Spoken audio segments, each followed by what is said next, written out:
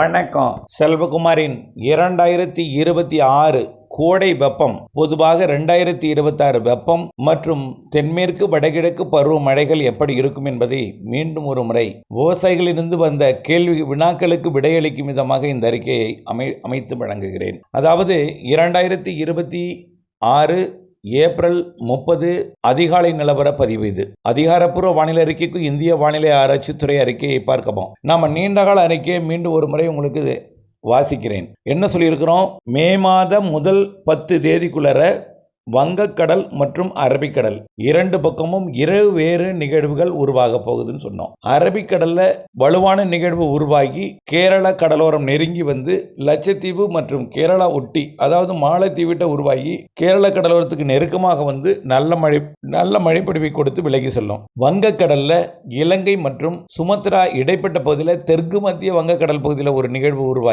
உருவாகும் பொழுது தமிழ்நாட்டுக்கு மழைப்பொழிவை கொடுத்து பிறகு ஒடிசா, ஆந்திர பிரதேசத்தின் வடக்கு பகுதி, மேற்கு வங்க பகுதியை நோக்கி செல்லும். ஒடிசாவிற்கு அதீத மழைப்பொழிவை ஒரு வலுவான நிகழ்வாக உருவாக்கி கொடுக்கும். இதை நம்ம ஏற்கனவே சொல்லியிருக்கிறோம். ஆக இந்த நிலையில தற்பொழுது கோடை மழை தொடங்கிவிட்டது. எதிர்பார்த்தது போலவே கன்னியாகுமரி, திருநெல்வேலி, தென்காசி மாவட்டத்திலையும், பெங்களூரு, மைசூர் பகுதிகளிலையும், நீலகிரி மாவட்டத்திலையும், அதே போல சிவகங்கை மற்றும் அதனை ஒட்டியுள்ள பகுதிகளிலையும், பாப்பிரெட்டிப்பட்டி சுற்றுவட்டார தருமபுரி மாவட்ட பகுதிகளிலையும் மழைப்பொழிவு தொடங்கியது.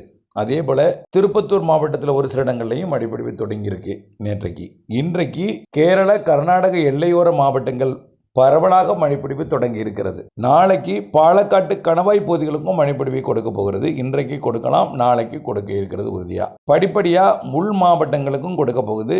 பிறகு கடலோர மாவட்டங்களுக்கும் கொடுக்க போகுது. கடலோர மாவட்டங்களை விட உள்ளே மேற்கே போக போக மழைப்பொழிவு அதிகமாக இருக்கும், தினசரி இருக்கும். கடலோரம் தெற்கு தென்கிழக்கு திசை காற்று வந்து கடலோரம் வர வேண்டிய மழையை உள்ளே எதிர்த்து தள்ளும், தொடர் மேக உற்பத்தி ஏற்படுத்தி உள்ளே நீடித்து நின்ற மழைப்பொழிவை அனைத்து உள் மாவட்டங்கள், கர்நாடக எல்லையோர மாவட்டங்கள், கேரள எல்லையோர மாவட்டங்களுக்கு கொடுக்கும் அப்படின்னு சொல்லியிருக்கிறோம். ஆக இதுதான் மே மாத வானிலை. மே மாத இறுதி வாரத்தில் 25ஆம் தேதியிலிருந்து 31ஆம் தேதிக்குள்ள தென்மேற்கு பருவமழை தொடங்கும். கண்டிப்பா மே இறுதி நாட்களுக்குள்ள, மே மாத இறுதி நாட்களில் தென்மேற்கு பருவமழை தொடங்கும். இதுதான் நம்ம அறிக்கை. இதில் எந்த மாற்றமும் இல்லை.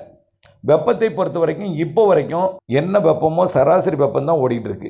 இந்த மே மாதத்தில், இந்த ஏப்ரல் இறுதியில் என்ன வெப்பமோ அதுதான் ஓடும். கடலோர மாவட்டங்களில் கிழக்கு தென்கிழக்கு திசை காற்று உள்ளே போகிறதுனால இதமான வெப்பம் தான் இருக்கும். சில இடங்களில் மரங்கள் இல்லாத காரணத்தினாலே பொட்டல் வழியாக இருக்கக்கூடிய இடத்துல, அதாவது மீனம்பாக்கம் போன்ற பகுதிகளில் கொஞ்சம் உணர்வு வெப்பம் அதிகமாக இருக்குது.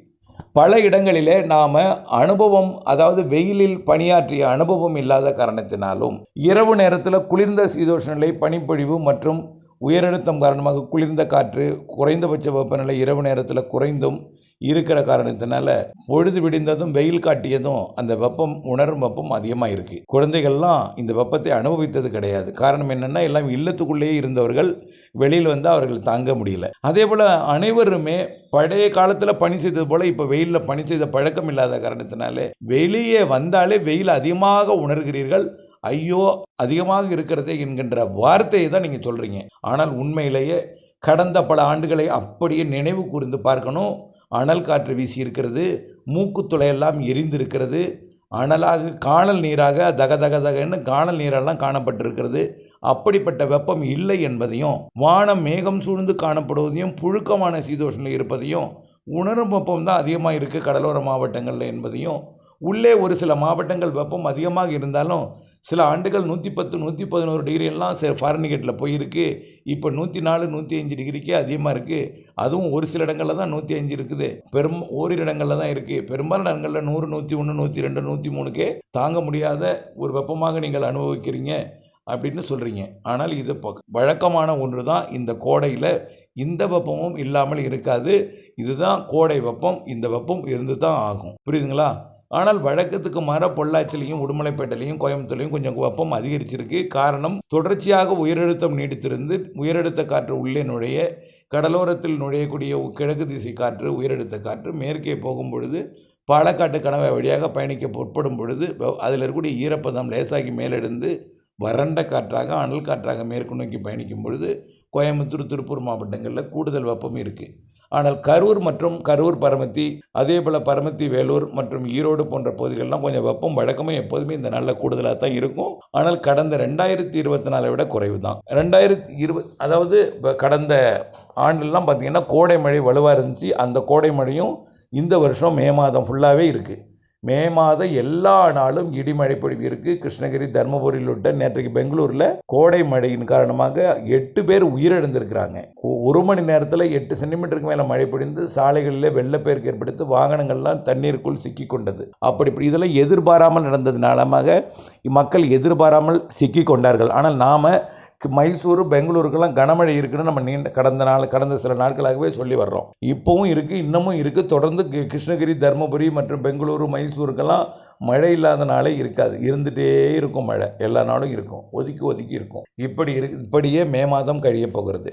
வங்கக்கடலோரம் இப்போ இருக்கிற வெப்பம்தான். ஒருவேளை மீனம்பாக்கம் போன்ற மரங்கள் இல்லாத பகுதிகளில் கொஞ்சம் வெப்பம் அதிகமாக வாட்டினாலும் இது அசௌகரியம் ஏற்படுவதற்கான காரணம் உணர்வு வெப்பம் தான் அதிகமாக இருக்குது. அடுத்தபடியாக மாத இறுதியில் உருவாக போகிற தாழ்வின் காரணமாக தென்மேற்கு பருவமழை கேரளாவில் தொடங்க போகுது. தொடக்கத்திலிருந்தே வலுவாக இருக்குங்க. அப்போது இப்போ எல்லாம் சூப்பர் எல்னினோ அப்படின்னு பேசி பயங்கரமாக அச்சப்படுத்தி கொண்டிருக்கிறாங்க. அச்சப்படுறீங்க நீங்கள். பல்வேறு தகவல் எல்லா ஊடகங்கள்லையும் அது பேசு பொருளாக இருக்குது. சூப்பர் எல்னினோங்கிறது எல்லா ஊடகங்களிலுமே உலக வானிலையாளர்கள் அவர்கள் சொல்ல அது எல்லா ஊடகங்களிலுமே அது பேசு பொருளாக இருக்குது. இது கடந்த சில ஆண்டுகளாக மழை பெய்யாமல் இருந்த வருத்தத்தில் இருந்த இந்த ஆண்டாவது விவசாயம் செய்யலாம் என்று எதிர்பார்த்து கொண்டிருந்த விவசாயிகளுக்கு இது கடுமையான மன உளைச்சலை ஏற்படுத்தி இருக்கு. உண்மைதான். இப்போது இந்த வருஷம் எப்படித்தான் இருக்கும் உண்மையிலேன்னு பார்த்தீங்கன்னா, பசிபிக் பெருங்கடல் வெப்பம் உயர்ந்து தான் இருக்குது. ஆனாலும் ஆசியா பக்கம் நல்ல வெப்பம் இருக்குது. பசிபிக் பெருங்கடல் மத்திய பகுதியிலையும் நல்ல வெப்பம் உயர்ந்திருக்கு. அமெரிக்கா பக்கம் வெப்பம் உயர்ந்திருந்தாலும் அது ஆசியா பக்கம் இப்போ வரைக்கும் கடத்திட்டு இருக்கு. மத்திய பசிபிக் பெருங்கடல் நோக்கி கடத்திட்டு இருக்கு. ஒருவேளை அந்த எல்னினோ உருவானாலும் 2027 தான் அது எல்னினோவாக இருக்கும். அதுவும் பெரிய அளவில் சூப்பர் எல்னினோவாக இருந்தாலும் சரி, அந்த எப்படிப்பட்ட எல்னினோவாக இருந்தாலும் நாம் இந்திய பெருங்கடல் வெப்பத்தை ஒப்பிட்டு பார்க்கணும். அந்த சூப்பர் எல்னினோ உருவாயிருந்த பொழுது இந்திய பெருங்கடல் வெப்பம் குறைந்திருந்தது என்பதை நீங்கள் நினைவு கொள்ள வேண்டும். சூப்பர் எல்னினோ இருந்த பொழுது இந்திய பெருங்கடலில் நிகழ்வுகள் உருவாகி வெப்பம் குறைந்திருந்தது. இப்போ இந்திய பெருங்கடல் வெப்பத்தை பார்த்தீங்கன்னா, கடந்த வடகிழக்கு பருவமழை நிறைவடையும் பொழுது கடந்த பிப்ரவரி, மார்ச் மாதங்களில் ஜனவரி, பிப்ரவரி, மார்ச் மாதங்களில் தென்னரைக்கோளத்தில் மடகாஸ்கர், மொரிஷியஸ் போன்ற நாடுகளுக்கு பெரிய பெரிய புயல்கள்லாம் போய் வெப்பநிலையை குறைக்கும். புயல்கள் மழைப்பொழிவையெல்லாம் கொடுக்கும் ஆப்பிரிக்காவுக்கெல்லாம். அது அறவே இல்லை இந்த வருஷம். அதனால் தென்னரைக்கோள வெப்பம் அதிகமாக இருக்குது. நிலநடுக்கோட்டு வெப்பம் 31 டிகிரி இருக்குது. 31 டிகிரிங்க சுமத்ராலேருந்து சோமாலியா வரைக்கும். அதாவது தெற்கே 10 தெற்கு அட்சரேகை முதல் 10 வட அட்சரேகை வரைக்கும். அதாவது சரியாக சொன்னீங்கன்னா 9 டிகிரி 8 டிகிரி வரைக்கும் கன்னியாகுமரி வரைக்குமே 31 டிகிரி இருக்குது வலுவாக. 10 வடக்கையும் தெற்கையும் இருக்கிறதுனால கிட்டத்தட்ட 20 அட்சரேகைக்கு இடையில்பட்ட பகுதி நிலநடுக்கோட்டை மையமாக வச்சு 31 டிகிரி இருக்குது. அதுக்கு வடக்க தமிழ்நாடு, வட தமிழ்நாடு இதெல்லாமே 30 டிகிரி இருக்குது. ஆந்திர பிரதேசம் 29, ஒடிசா 28. ஆகவே எல்லாமே 28 டிகிரிக்கு மேலே தான் இருக்குது. ஒட்டுமொத்த வங்கக்கடல், அரபிக்கடல் எல்லாமே 28, 29, 30 இருக்குது. அதுவும் நிலநடுக்கோட்டு இந்திய பெருங்கடல் மற்றும் தெற்கு மத்திய வங்கக்கடல், தெற்கு அரபிக்கடல் இதெல்லாம் பார்த்தீங்கன்னா 31 டிகிரி இருக்குது. இதன் காரணமாக கண்டிப்பாக வலுவான நிகழ்வு உருவாகத்தான் செய்யும். பொதுவாக அரபிக்கடல் வெப்பம் குறைஞ்சால் தென்மேற்கு பருவமழை குறையும். ஆனால் இப்போ அரபிக்கடல் வெப்பமும் அதிகமாக இருக்குது. நிலநடுக்கோட்டு இந்திய பெருங்கடல் வெப்பமும் அதிகமாக இருக்குது, 31 டிகிரி. தென்னரைக்கோளத்தில் தெற்கு இந்திய பெருங்கடல் வெப்பம் அதிகமாக இருக்குது. ஆக நீராவி அதாவது தென்மேற்கு பருவக்காற்று அதிக நீராவியை சுமந்து கேரளாவில் ஏற்றும். இதனால் பருவமழை நீராவியை சுமந்து வரக்கூடிய காற்று அதிகமாக இருக்கிறதுனால வலுவான பருவமழை தான் தெரியுது. அதே போல் வங்கக்கடல் வெப்பம் உயர்கிற காரணத்தினால ஆந்திர பிரதேசம் வடக்கு பகுதி, ஒடிசா, மேற்கு வங்கம் பகுதியில் அடுத்தடுத்த நிகழ்வுகள் உருவாகி வட இந்திய நிலப்பகுதி இமயமலை ஒட்டி பயணிக்கும் பொழுது தென்மேற்கு பருவக்காற்று வலுவாக அரபிக்கடலோர மாநிலங்கள் வழியாக மேற்கு தொடர்ச்சி மலையில் நுழைஞ்சு அதிக மழைப்பொழிவை கொடுப்பதற்கும், வட இந்தியாவில் போய் அதிக மழை நீரை குவிப்பதற்கும், நீராவியை குவிப்பதற்கும் அதிக வாய்ப்பு இருக்கிறது என்பதை நான் உறுதிபட தெரிவிக்கிறேன்.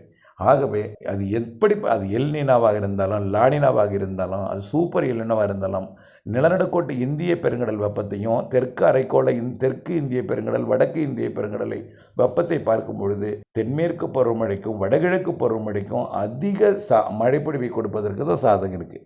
வடகிழக்கு பருவமழை மிக அதிகமாக இருக்கும். ஏன்னா தமிழ்நாட்டின் கரையோரத்தில் 30-31 டிகிரி இருக்கக்கூடிய வெப்பம் வரக்கூடிய நாட்கள் எல்லாமே உயரும் காலம்தான். வடக்க போயிட்டு ஜூன் 21 வடக்க போயிட்டு மீண்டும்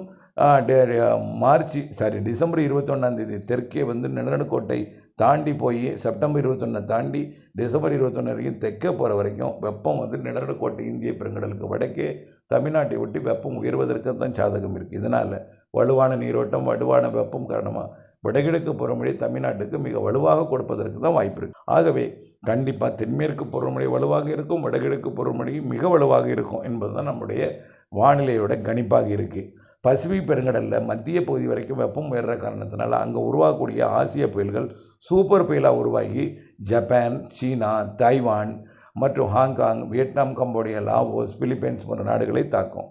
இதனால் அங்கேயும் அதிகமான மழை பொழிவும் கொடுக்க போகுது. ஆகவே தயவுசெய்து அச்சம் கொள்ள தேவையில்லை. தொடர்ந்து கோடை மழையை அனுபவிங்கள். வரக்கூடிய கோடை மழையை வெயில் குறித்த அச்சமோ அனல் காற்று குறித்த அச்சமோ ஹீட் ஸ்ட்ரோக் குறித்த அச்சமெல்லாம் வேண்டாம். ஆனால் இருக்கக்கூடிய வெயிலுக்கு கொஞ்சம் வியர்வை அதிகமாக வர்றதுனால புழுக்கம் அதிகமாக இருக்கிறதுனால கொஞ்சம் தண்ணீர் அதிகமாக இருந்தணும். வேறு ஒன்றும் இல்லை. உடம்புல இருக்கக்கூடிய இரத்தத்தில் இருக்கக்கூடிய நீர் வெளியே அதாவது வியர்வையாக வெளியே இருக்கிற காரணத்தினால தண்ணீர் சத்து குறையும். இதனால் தண்ணீரை அதிகமாக பருகணும். நீர்ச்சத்து மிக்க உணவுகளை சாப்பிடணும். இது ஒன்று தான் பிரச்சனையே தவிர வியர்வை மட்டும் அதிகமாக இருக்கும். அனல் காற்று இதெல்லாம் அச்சப்பட தேவையில்லை. மேற்கு மாவட்டங்களில் இருக்கக்கூடிய வெப்பம் குறையும். கடலோர மாவட்டங்களில் இருக்கக்கூடிய வெப்பம் இதே நிலை தொடரும். உள் மாவட்டங்களில் 101, 102, 103 போயிட்டு இருந்தாலும் அதுவும் 101, 102 குறைஞ்சி பிறகு 100ஆக இருக்கும் வரக்கூடிய நாட்களில். ஆகவே மழைப்பொழிவு இரவு நேர மழைப்பொழிவு அனல் வெயிலை குறைத்து விட்டு புழுக்க வெயிலை வியர்வையை மந்தமான வெயிலை தான் கொடுக்க போகிறது. அச்சப்பட வேண்டாம். தொடர்ந்து வானிலை ஆய்வறிக்கையோடு இணைந்திருங்கள். வானிலையிலிருந்து விவசாயம் செய்திருங்கள். இணைந்திருங்கள். அப்டேட்ஸுடன் நன்றி.